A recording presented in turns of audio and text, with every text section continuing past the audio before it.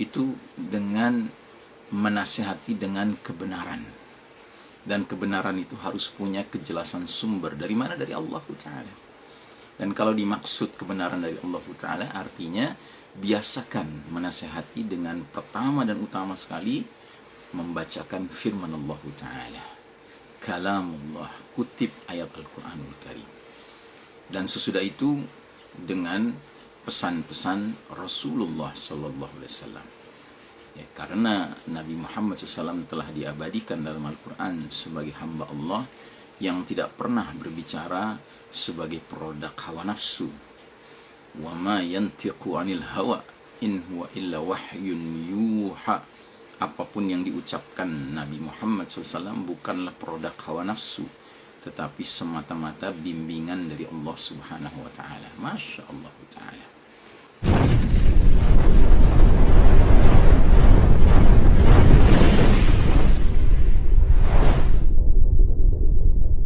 Bismillahirrahmanirrahim. Assalamualaikum warahmatullahi wabarakatuh. Alhamdulillahi rabbil alamin. Wassalatu wassalamu ala ashrafil anbiya'i wal mursalin Sayyidina Muhammadin wa ala alihi wa ashabihi ajma'in.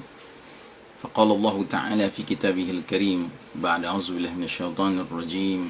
Ya ayyuhalladzina amanu taqullaha haqqa tuqatih wa la tamutunna illa wa antum muslimun. Wa qala ta'ala fi ayatin ukhra wa idza qara'tal Qur'an ja'alna bainaka wa bainal ladzina la yu'minuna bil akhirati hijaban mastura. Amma ba'd. Jamaah rahimakumullah, hari ini kita di hari Senin tanggal 9 Juli 2021. Kita sudah akan menjelang memasuki tahun baru Hijriah. Kita masih di penghujung Zulhijjah 1442 Hijriah. Kita lanjutkan bahasan kita masih berkenaan dengan pentingnya menjaga soliditas di dalam benteng terakhir kita, yakni keluarga. Dan salah satu bentuk upaya untuk bisa menjaga soliditas, ya, kohesitas, ya, keakraban di antara anggota keluarga adalah menghidupkan 3 tawasau. Tawasau bil haqqi, saling mewasiatkan dengan kebenaran. Tawasau bis sabri, saling menasihatkan dengan kesabaran. Dan tawasau bil marhamah, saling menasihati dengan kasih sayang. Kita sudah menyentuh yang pertama pada pertemuan yang lalu, tawasau bil haq, saling menasihati dengan kebenaran. Dan sekedar mengingatkan kembali, kebenaran itu harus bersumber dari yang jelas. Dalam hal ini sebagaimana firman Allah dalam surah Al-Baqarah 147, Al-haqqu min rabbika fala takunanna minal mumtarin. Kebenaran itu datang dari Rabbmu, dari Allah Subhanahu wa Ta'ala. Karenanya janganlah engkau termasuk orang yang ragu, ya. Jadi dalam suatu atmosfer, suatu lingkungan keluarga, hendaknya dibiasakan suami menegur istri, istri menegur suami, orang tua menasihati anak, anak mengingatkan orang tua, saudara dengan sesama saudara, akak dengan adik, adik dengan abangnya. Itu dengan menasihati dengan kebenaran. Dan kebenaran itu harus punya kejelasan sumber. Dari mana? Dari Allah Ta'ala. Dan kalau dimaksud kebenaran dari Allah Ta'ala, artinya biasakan menasihati dengan pertama dan utama sekali membacakan firman Allah Ta'ala, kalamullah, kutip ayat Al-Quranul Karim. Dan sesudah itu dengan pesan-pesan Rasulullah Sallallahu Alaihi Wasallam. Ya, karena Nabi Muhammad SAW telah diabadikan dalam Al-Quran sebagai hamba Allah yang tidak pernah berbicara sebagai produk hawa nafsu. Wa ma yantiqu 'anil hawa in huwa illa wahyun yuha. Apapun yang diucapkan Nabi Muhammad SAW bukanlah produk hawa nafsu, tetapi semata-mata bimbingan dari Allah Subhanahu wa Ta'ala. Masya Allah Ta'ala. Nah, sekarang kita bicara tawasau bis sabr. Saling mewasiatkan, saling menasihati dengan kesabaran.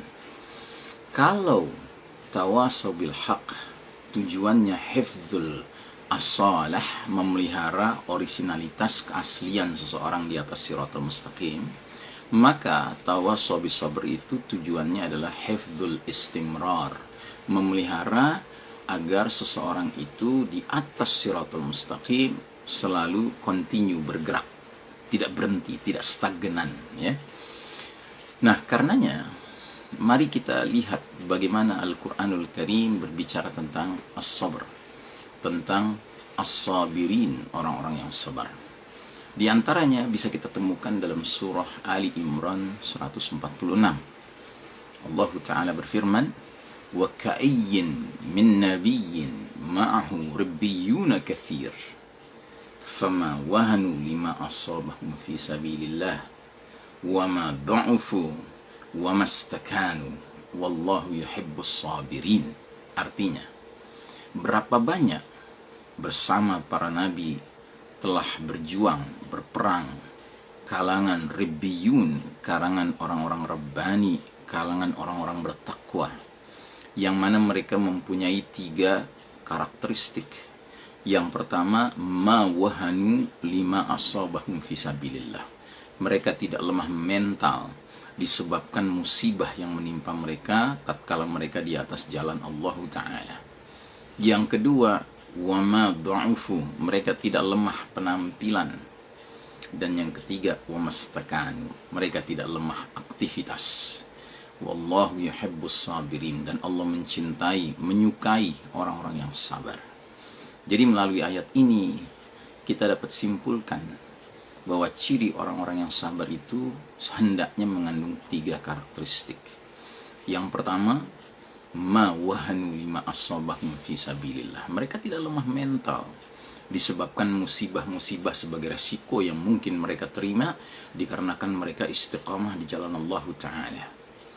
Yang kedua, ma dha'ufu, mereka tidak lemah penampilan. Mereka tidak berpenampilan lesu, tidak berpenampilan seperti orang yang lemah, ya, tapi mereka berpenampilan segar, berpenampilan senantiasa tegar, ya. Dan yang ketiga, wa mastakan, mereka tidak lemah aktivitas. Jadi mereka tidak gampang menyerah, mereka tidak gampang berputus asa.